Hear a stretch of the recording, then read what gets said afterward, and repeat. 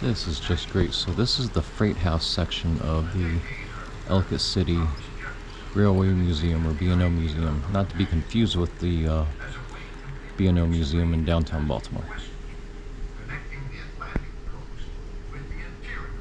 There's no way I can hop around all the different parts of this museum, so I'm gonna do a couple takes. I think I'll just kind of stay in this room for the time being, and then I'll do another one in the main exhibit, and maybe I'll show you a bit of one of the cars that you can go into. I just love models, or dioramas, if you will. Probably posted it by now, but and a lot of people who've been to Gettysburg have seen it, but finally hit the Diorama Museum in Gettysburg, which is really cool, and this just reminds me of it. Such attention to detail. It's great. Some business leaders even doubted the feasibility of the canal project. Two such men were Philip Thomas and George Brown. George Brown, a good friend of Thomas's, was director of his father's banking firm, Alexander Brown and Sons. Philip Thomas was president of Merchants Orange Grove Mill.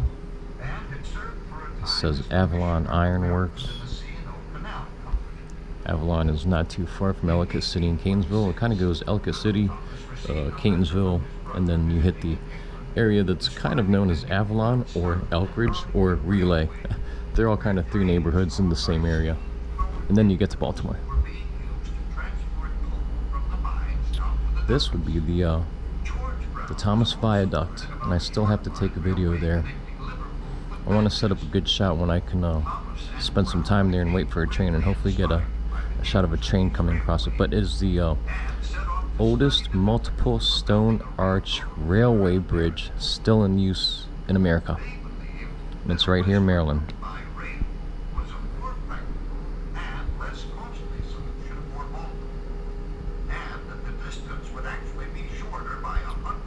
I'm sorry.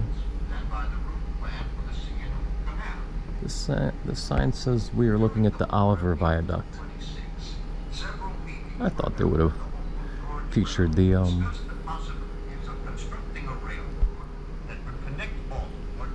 Thomas Viaduct. So over here, you can't quite see it unless you zoom, but straight ahead there's a sign that mentions the Thomas Viaduct in Relay, Maryland. Again, Relay / Elkridge / Avalon, which is right outside Baltimore. And I wish I could zoom for you, but I can't. It's a sign dead ahead. So this diorama is kind of combining a lot of different areas into one. It's pretty interesting. Start with the Mount Clair Station, Carrollton Viaduct, St. Denis Station, then the Thomas Viaduct, Avalon Iron Works, Ilchester Station, which is in Catonsville, Ilchester Tunnel, and if you go back through my videos, I walked the whole length of that tunnel. It's a lot longer than it looks. It's dark and cold and somewhat creepy.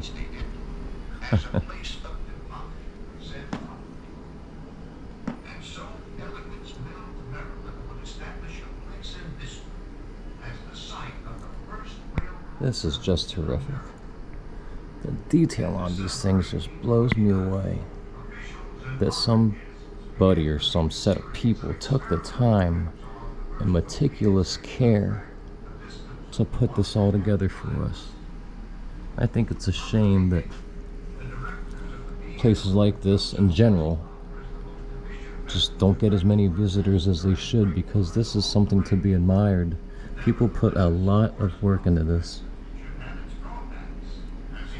Just incredible.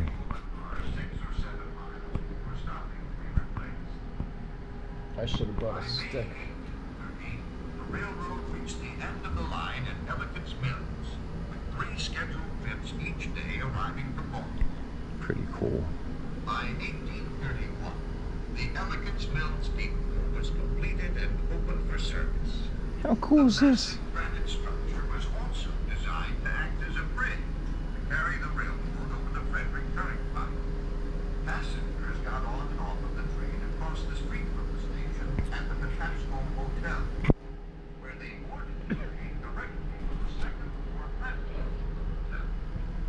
The station building was designed with 3 sections. The south end of the building was the car house. A large track-level doorway provided access for the engines entering the station for repair and maintenance. An exhaust funnel was mounted in the ceiling and positioned directly above the engine stack to permit smoke and steam to escape. A second funnel was added later to accommodate the stacks on the horizontal boiler engines.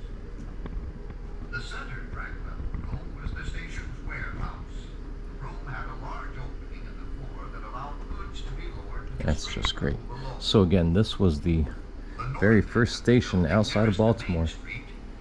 This was the first. Really something. Good morning.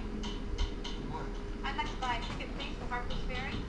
It wasn't until about 1857 that the station building was refitted to service passengers, with the construction of 2 passenger waiting rooms on the second level, 1 for men and 1 for women.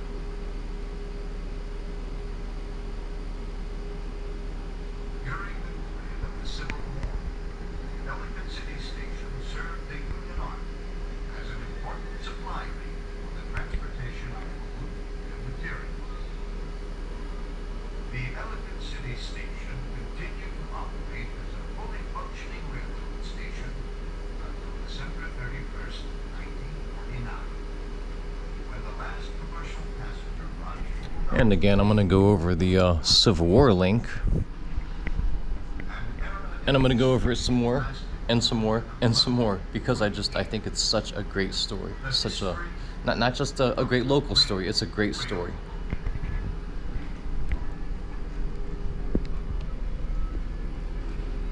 As you view this historic site, you can take personal pride in knowing that you have contributed in part to preserving the history of the past. This is just something else. Generation.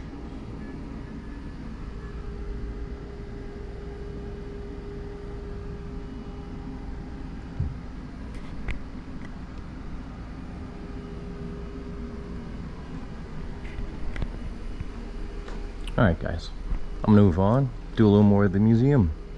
We'll see you soon.